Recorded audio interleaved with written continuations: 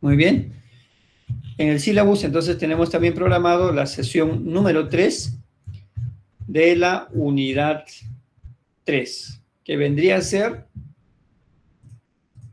la sesión 11, método exegético y devocional. ¿Cuál es el propósito? Es que vamos a sintetizar, ¿no?, el análisis técnico. ¿Por qué análisis técnico? Porque ya aquí vamos a utilizar algunos conocimientos un poquito avanzados, ¿sí? Por ejemplo, en los pasos del método exegético hay la crítica textual, ¿no? Es un poquito más profesional, que luego lo van a hacer en un curso de exégesis, ¿sí? No sé si ya han llevado, pero si ustedes han llevado, deben haber hablado ya sobre la crítica textual que hay, ¿no? Lo que realmente el autor escribió y lo que nosotros tenemos en nuestra mano, ¿no? ¿Es el original? No, no hay ningún original. Se perdió, se quemó en la destrucción de Jerusalén, se perdió, no hay ningún original. Todo lo que tenemos es la junta de tantos manuscritos que ya se habían reproducido y entonces han armado. Entonces, ya por eso hablamos aquí de análisis técnico, ¿no? Y vamos a reflexionar de manera personal mediante la lectura guiada para fortalecer nuestro crecimiento espiritual y teológico. ¿Ya? Ese es el propósito, y lo que van a hacer como trabajo, esto sí es individual al 100%, ¿sí? Van a hacer un informe de estudio, vamos a poner, puedes hacerlo doble, o sea, los dos, ¿no?, tanto del exegético y devocional, o si no, puedes elegir una de ellas. Aquí en el sílabo dice doble, porque se refiere al método exegético y método devocional, pero puedes elegir, les estoy dando la posibilidad de que puedes elegir solo una, ¿ya? Entonces vas a hacer el análisis exegético, y aquí dice y, pero ahora les estoy diciendo, puede ser o. O sea, eliges el método de análisis exegético o el método devocional, ¿no? Entonces, vas a aplicar según los pasos que vamos a conocer. Muy bien. ¿Y cuáles son los pasos? Aquí está el método exegético. Rápidamente vamos a pedir que nos lea un voluntario la definición de lo que es el método exegético. No sé si se puede visualizar en su pantalla. Adelante. ¿Quién nos Amén, quiere pastor. ayudar? Adelante, mi hermano. Amén, pastor. Adelante. Amén. Método exegético. Dice, definición. Es el proceso técnico y analítico que busca extraer del griego exegeoma el significado exacto de un texto, considerando sus idiomas originales y su estructura gramatical. Piper 2008. Ajá. Muy bien, gracias, mi hermana. Entonces, el método exegético es un método, ¿no?, donde incorpora la parte técnica y la parte del análisis con mayor rigor, ¿no? Entonces, por eso dice, es el proceso técnico, analítico, que busca extraer, y viene extraer viene del griego exegeomai, ¿no? ¿Qué cosa? ¿Qué quiere extraer el uso de este método? El significado exacto de un texto, considerando sus idiomas originales y su estructura gramatical. Para este método hay 3 pasos que tenemos que seguir. Ahí sí, nuestro hermano, quien dijo que quería participar, por favor, léenos Amén. los 3 pasos. Adelante. Primer paso, crítica textual. Analizar las variantes de los manuscritos. Moreno, la crítica textual es el punto de partida fundamental de la exégesis porque responde a una pregunta básica. ¿Qué fue lo que el autor escribió originalmente? Paso 2. Análisis gramatical. estudiar la función de sustantivos, verbos y sintaxis. Paso número 3, análisis de proposiciones. Ver cómo se conectan las ideas, causa, efecto y apoyo. Perfecto. Muy bien.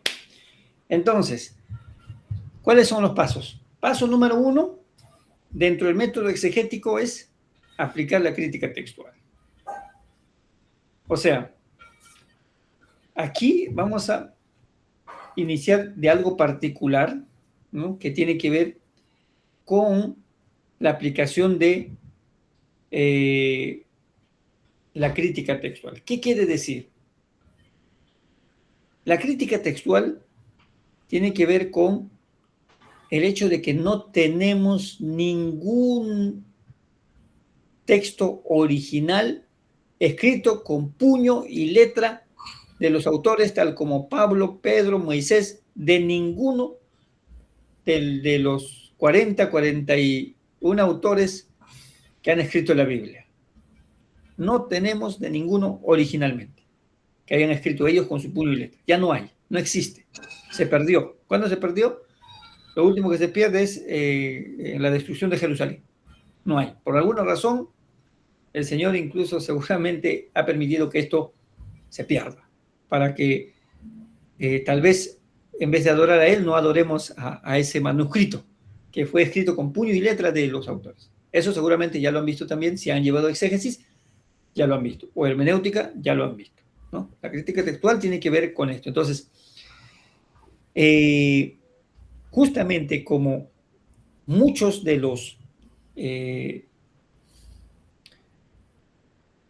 las personas quienes tenían acceso a estos textos originales escritos con puño y letra por los autores, como antes no había, como lo que tenemos ahora, Biblias, ¿no?, para venta, porque desde la llegada de la imprenta pues se puede reproducir, se puede sacar copias originales por doquier, ¿no?, en las cantidades que queremos.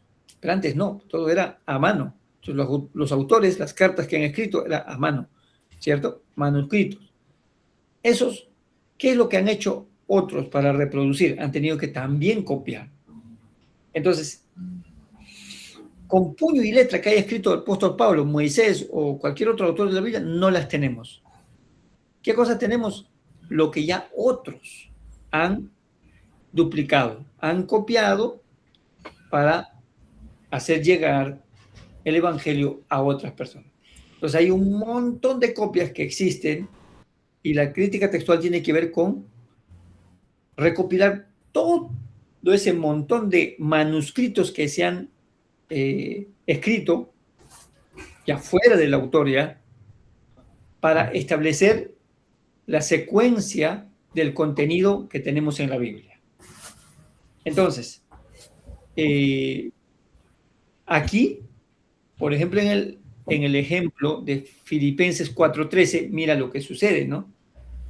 En el primer paso de la crítica textual, se tendría que aplicar de la siguiente manera, ¿no? Si leemos en la Reina Valera 1960, el texto dice, si usted tiene a la mano su Biblia, el texto va a decir esto: todo lo puedo en Cristo que me fortalece. ¿Ya? La Reina Valera 60. Sin embargo, al aplicar los pasos del método exegético, especialmente la crítica textual, vamos a encontrar lo siguiente. ¿Qué cosa? Primera variante, ¿no?, que es la variante principal. ¿Qué cosa? ¿Cristo o aquel? ¿Por qué? Si bien es cierto, la Reina Valera 60 dice, todo lo puedo en Cristo que me fortalece, así es como lo redacta, pero otras Biblias, otros manuscritos, no consideran la palabra Cristo, sino otros manuscritos están con esta palabra. Entonces sería así: todo lo puedo en aquel que me fortalece. ¿Okay? Entonces, la crítica textual te va a decir, ¿es Cristo? ¿La palabra Cristo debe ir ahí? ¿O debe ir la palabra aquel? Que hace referencia a Cristo. ¿Okay? Probablemente el que ha estado reproduciendo esa parte del texto, no sabemos si encontró la palabra Cristo o aquel. Entonces, mira, la principal diferencia entre los manuscritos antiguos radica en el sujeto que realiza la acción de fortalecer. Entonces, este textus receptus, que seguramente ya poco a poco se van a familiarizar, es la base para la traducción de Reina Valera 60. El textus receptus. Ya sabemos que textus receptus, cómo fue, ¿no? Cómo fue que llegó. Pero incluye este textus receptus, que es el, digamos, la base para la traducción de la 60, incluye la palabra Cristo, ¿no? En griego dice, ento enstinamounti me Cristo. Entonces, el texto crítico, o sea, otras traducciones como la NBI, la Biblia de las Américas y la Dios habla hoy, no incluyen la palabra específica, Cristo, sino que usan un participio que se traduce como el que o aquel que. Entonces sería, el texto se leería, todo lo que, ¿no? Todo lo puedo en aquel que me fortalece. El texto griego dice simplemente ento endinamouti me. O sea, han encontrado en los manuscritos últimos, especialmente en las cuevas de Qumran en el año 1800 y tantos, en el siglo XVIII. ¿Qué pasa? Esto, que no aparece la palabra Cristo, sino aparece solamente en el que me fortalece. O sea, en aquel que me fortalece. Esto es lo que se encuentra. Entonces, en este primer paso del método exegético, es que primero se establece cuál es la crítica textual que existe con respecto a ese pasaje, con respecto a ese texto, ¿no? Para luego pasar a la segunda parte de la interpretación. Entonces, ¿cuáles son? Aquí, por ejemplo, nos presenta solamente de este versículo las evidencias de los manuscritos, que son los testigos, ¿no? Según los manuales de exégesis de este autor Néstor Moreno, Richard Ramsay, son muy reconocidos, ¿no? Los manuscritos más antiguos y confiables, que más adelante se van a familiarizar, ¿no? Es el Códice Sinaítico y el Códice Alejandrino, del siglo IV y V. O sea, son copias que se hicieron en el siglo IV y V, cuando todavía la iglesia recién estuvo corrompiéndose, ¿verdad? No contienen la palabra Cristo. O sea, en estas copias de esa parte del texto, ¿no? De todo lo puedo en Cristo que me fortalece, en estas copias, que es el Códice Sinaítico y el Códice Alejandrino, o sea, no aparece la palabra Cristo. ¿Qué cosa aparece? Aparece en aquel que me fortalece, ¿no? Entonces, se cree que los copistas posteriores, o sea, posteriores al siglo V, ¿no? Añadieron la palabra Cristo. ¿Para qué? Para aclarar quién era el que fortalecía a Pablo, ya que en el contexto de sus cartas es evidente que se refiere a él, o sea, a Cristo. Pero literalmente no aparece Cristo. Entonces, en este primer paso de la crítica textual, mejor dicho, del método exegético, en el paso número 1, que es la crítica textual, se tiene que establecer, ¿hay algún problema con este pasaje? ¿Algún problema de crítica textual? ¿Será que todos los copistas concuerdan? Concuerdan en esto y no hay problema. Entonces pasamos al siguiente paso, ¿no? Si hay algún problema, entonces hay que buscarle la explicación, ¿no? Bien, Ahora pasas al siguiente paso, que es el análisis. Análisis gramatical, ¿no? Vamos a completarlo acá. Gramatical. Ustedes, eso sí, no lo pueden negar, ya han llevado la gramática, ¿no? Ya han llevado la gramática. Entonces, aquí en el paso de análisis gramatical, ¿qué cosas se estudia? La función del sustantivo, pero en realidad vamos a añadir aquí, y ustedes deben ya saber a qué me refiero, ¿no? Porque recuerden que la gramática se clasifica en 3 grupos de reglas, ¿no? Reglas sintácticas, reglas morfológicas y reglas semánticas, ¿no? Las reglas, recuerden que las reglas sintácticas tienen que ver con el estudio. A ver, ¿quién me dice? A ver, recuerden, a ver, desempolven sus apuntes de la hermana Marta, quien les ha enseñado con mucho entusiasmo lo que es la gramática castellana, ¿no? Recuerden que las reglas sintácticas, ¿no?, tienen que ver con el estudio del orden de las palabras dentro de una oración. ¿Cuál es el orden de las palabras, ¿no?, en cada idioma? En el castellano, es el idioma que hablamos. ¿Cuál es el orden de las palabras? Primero es el sujeto, segundo verbo y el objeto, ¿cierto? Hay un orden. Entonces, aquí nosotros nos encontramos frente a un problema también, ¿no? Miren, en las reglas sintácticas, en la gramática castellana, en el idioma castellano, nosotros vamos a hablar así, porque es el idioma en el que encontramos la traducción, las diferentes traducciones de la Biblia. El orden sintáctico es sujeto más verbo más objeto.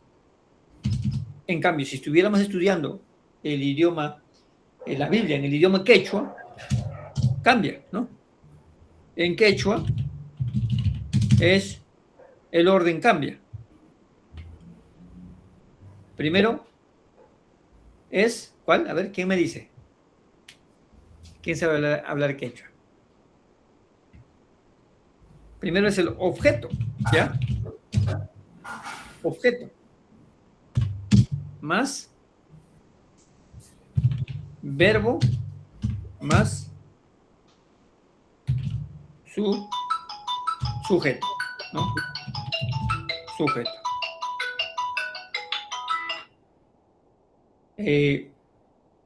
Pero en esta ocasión estamos en el idioma. Aquí tenemos un problema. Ahora, en el idioma, ¿qué cosa? Original en el que fue escrito la Biblia. El griego. Tiene otro orden sintáctico. Ya nos encontramos en un problema, ¿cierto? Entonces, aquí nosotros no vamos a ahondar, porque ya ustedes van a tener su momento en el curso que corresponde, pero les voy a hablar del idioma castellano en el que sigue este orden, ¿no? Entonces, tienen que hacer aquí el análisis gramatical, ¿no? El análisis gramatical. Luego, para eso, se aplican las reglas sintácticas. Las reglas morfológicas tienen que ver con, ¿no?, el estudio de la estructura interna de cada palabra. La sintáctica tiene que ver con el orden de las palabras dentro de una oración, cómo debo ordenar las palabras, ¿no? ¿Qué va primero, qué va segundo, qué va tercero? Pero las reglas morfológicas ya tienen que ver con el estudio de la estructura interna de cada palabra, ¿no? Por ejemplo, preuniversitario. ¿Cuál es la estructura interna de esta palabra? Ajá, la pre, que vendría a ser, ¿no? ¿Qué cosa? El Prefijo. ajá, muy bien, prefijo, ¿no? Pre, ¿cuál sería la raíz? Univer,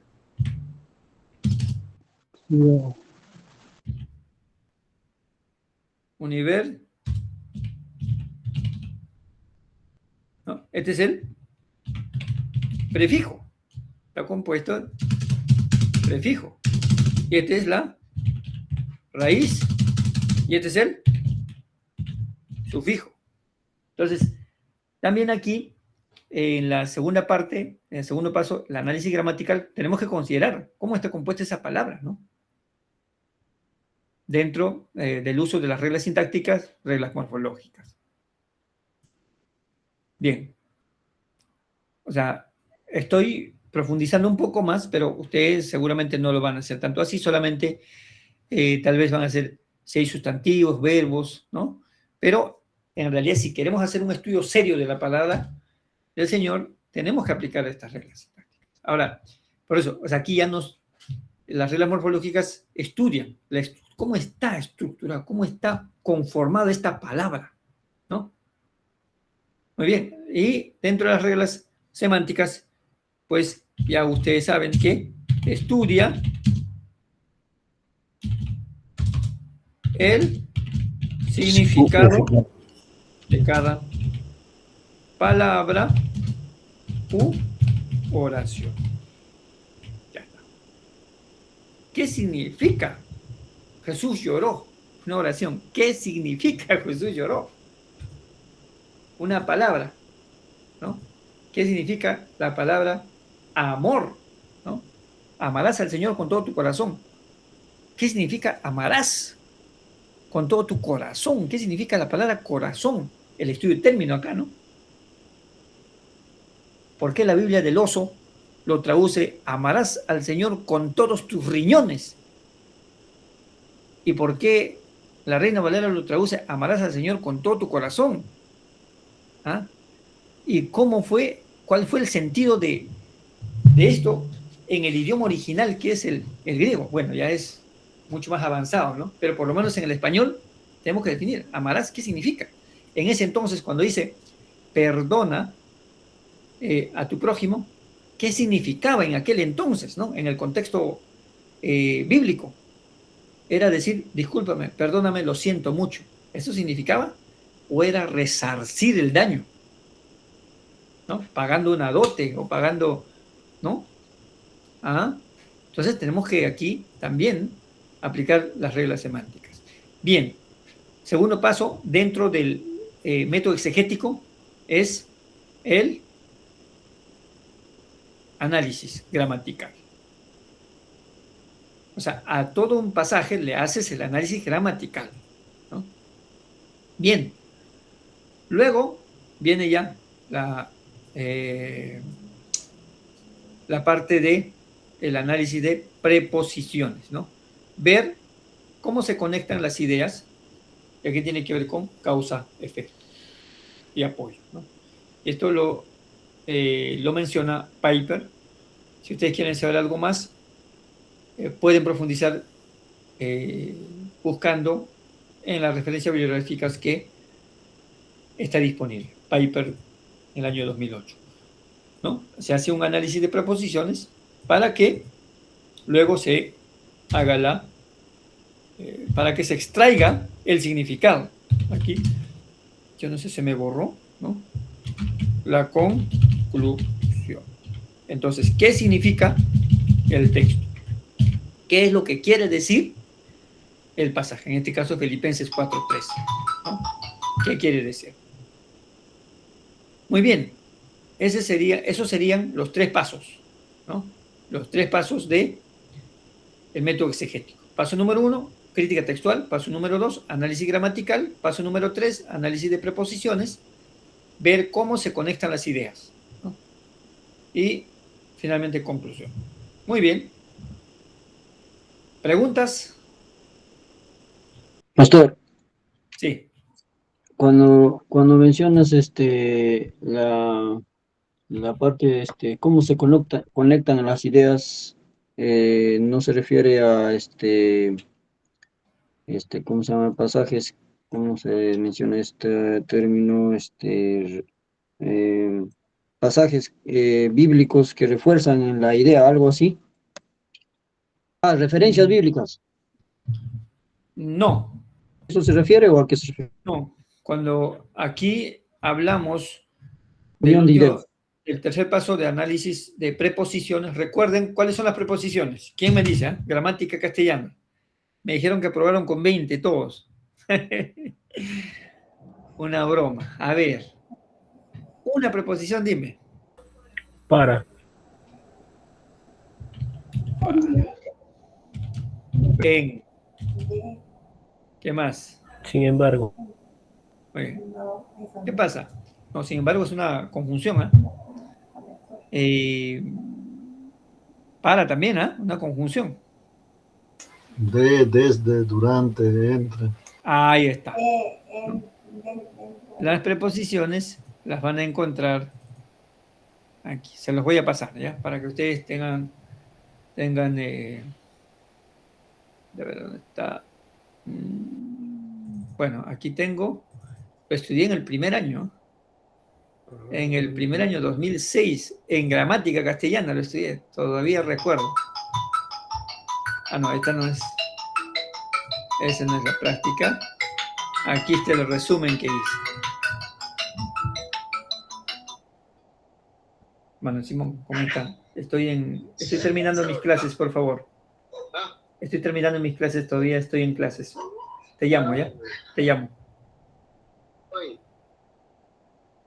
A ver. Mira, aquí está, ¿no? Mi resumen dice desde sustantivos, artículos, ahí están, adjetivos, pronombres, adverbios, preposiciones. Aquí están, ¿no? ¿A qué se refiere cuando palabra que establece relación entre palabras? ¿No? O entre ideas. A, ante, bajo, con, contra, de, desde, en, entre, hacia, hasta, ahí está, para, ¿no? ¿Sí? Para está, la preposición, por, según, sobre, tras, mediante, durante, pese, cabe, son. Ahí está. Son conectores prácticamente. Todas las preposiciones, ¿no? Que conectan de una idea con otra idea, ¿no? Por ejemplo, en este ejemplo que hemos puesto de Filipenses 4:13, que dice, todo lo puedo en, acá está. Este es un conector, ¿no? De preposición. ¿Qué quiere decir en? Miren, solo esto incluso tendríamos que estudiar, ¿no? ¿Qué quiere decir esta preposición en? ¿No? Entonces, fácil, podrías ir a la inteligencia artificial, ¿no? A tu Gemini, nada más, para facilitarte. Hoy ya no tienes que estar buscando en el diccionario, pues, ¿no? Miren, solo como para que tengan una idea. ¿Qué significa la preposición en? Miren lo que va a decir, ¿no? Entonces, investigas, ahí está, mira, dice, solo en dos letras, E y la N, una vocal y un consonante. Mira todo lo que significa. Puede referirse a ubicación espacial, puede referirse a una ubicación temporal, puede referirse a modo o manera, o a medio de transporte, ¿no? O área de conocimiento de especialidad, ¿no? Como el doctor en biología. Transporte, viajar en tren, modo, manera, lo dijo en broma, ubicación temporal, en diciembre hace frío, espacial, en el cajón. Bueno, aquí podríamos hablar solo de esta preposición. Entonces, cuando hablamos en el texto y encontramos todo lo puedo en Cristo que me fortalece esto, ¿qué está queriendo decir este conector? Todo lo puedo. Conecta con Cristo que me fortalece. Un personaje. ¿Te das cuenta? ¿Te das cuenta? Entonces, esto, ¿qué? A eso se refiere cuando decimos aquí análisis de preposiciones. Si en el pasaje que has elegido, o en el texto que has, o en el versículo aparecen preposiciones, tienes que analizarlo. ¿Qué está indicando aquí? ¿No? ¿Me captaste, mi hermano?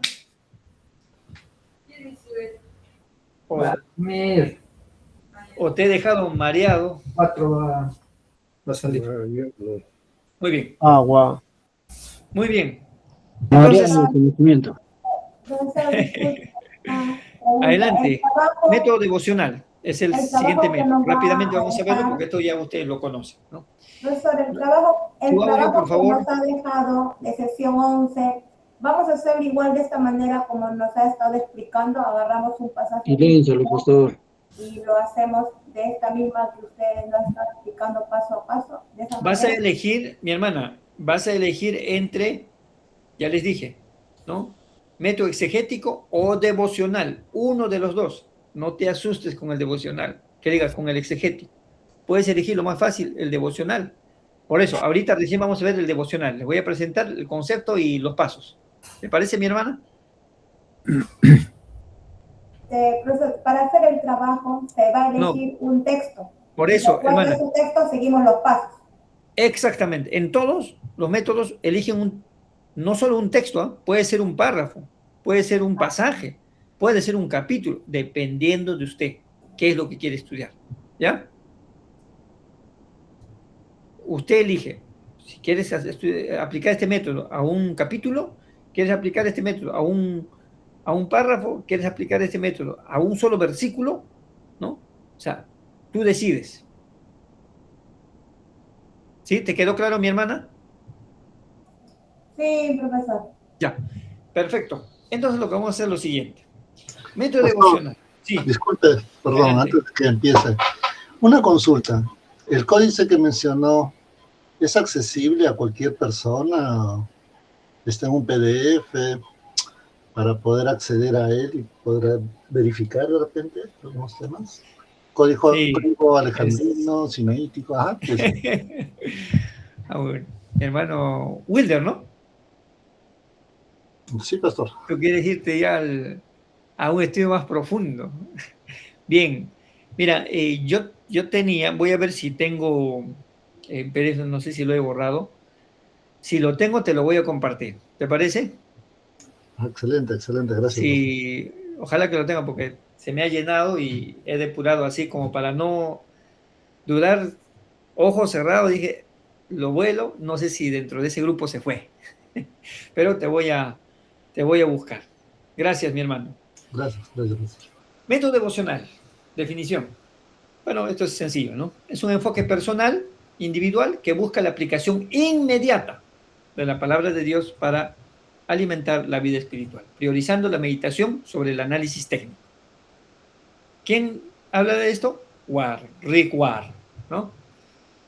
Es un método personal, individual. ¿Qué cosa busca? La aplicación inmediata de la palabra de Dios a tu vida. Lees y aplicas. Lees y aplicas. Entonces, lees, meditas, no a profundidad, ¿no? No haces ningún análisis técnico, ¿no? ¿Cuáles son sus pasos? Esto. Oras, meditas, o sea, reflexionas profundamente en un versículo, luego escribes la aplicación específica y que de alguna manera Warren dice que sea medible, ¿no? Él habla de registro, pero en este caso en nuestro lenguaje es aplicación, ¿no? Aplicación o registro en el lenguaje de Rick Warren. ¿Sí? Aquí tenemos un pequeño ejemplo, ¿no? Aplicación práctica, Salmo 23.1 puede ser, ¿no? Meditación, Jehová es mi pastor. Entonces, podemos decir que si Él me guía, no me falta dirección ni provisión. La aplicación vendría a ser, hoy dejaré de preocuparme por el pago de la renta y confiaré en que mi pastor proveerá. Meditación, aplicación directa. Meditación, aplicación directa. Este es el método devocional.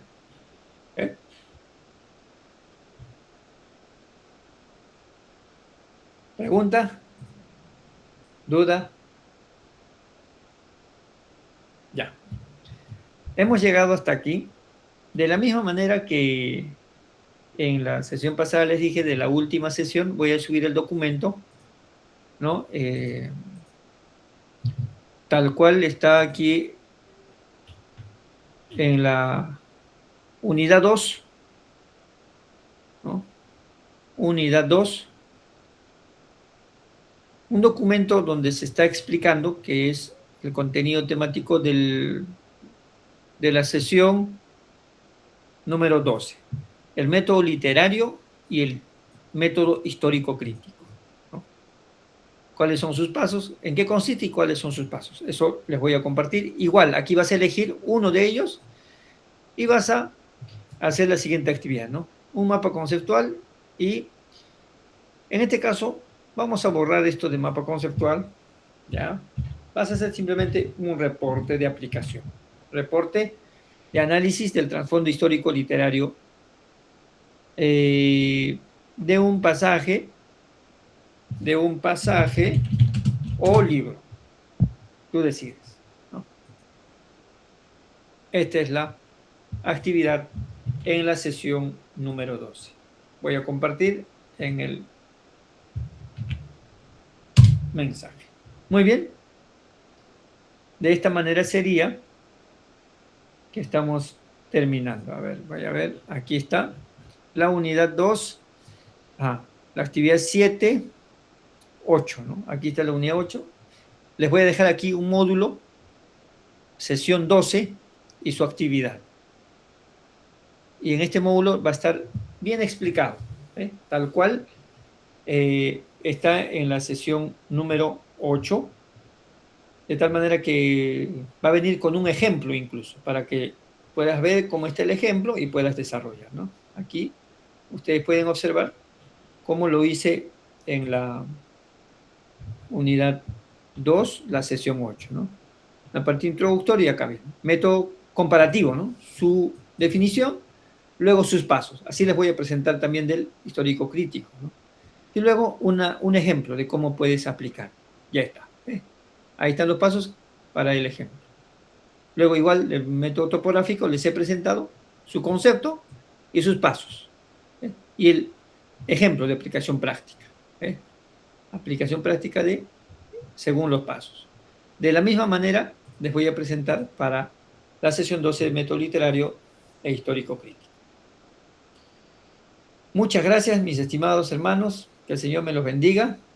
Doctor, tengo Sí. mi duda, una consulta. Adelante. Entonces tenemos 3 actividades de sesión 10 donde tenemos que realizar las preguntas y enviarlo a plataforma. Y de sesión 11, lo que nos dijo que tenemos que hacer el método devocional.